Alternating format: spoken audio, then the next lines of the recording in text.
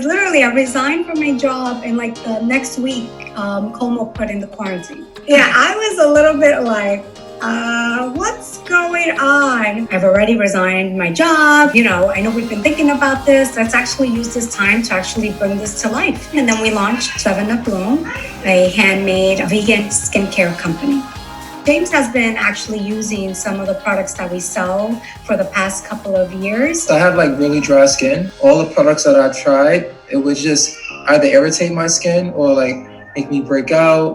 One of my friends who he's from Ghana, his wife made him some stuff and I'm like, oh, this is really great. But it worked, but not quite because it wouldn't hold as long. So I was just researching like other ingredients I can add to it. After like trial and error, it's just perfect. Personally, with my skin, I stopped using a lot of cosmetic products because I suffered like severe reactions to my skin very early on in my life, and so I really had like a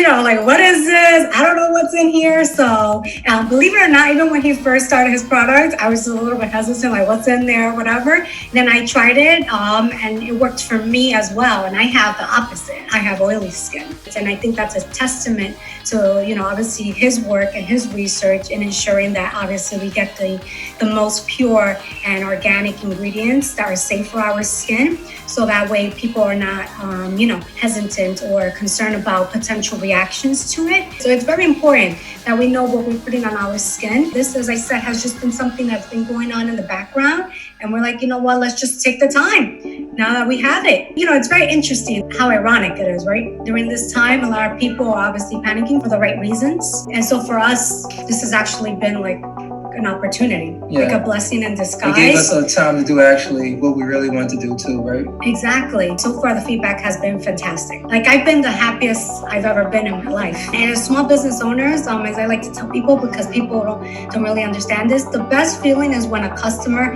not only buys your product, but gives you good feedback.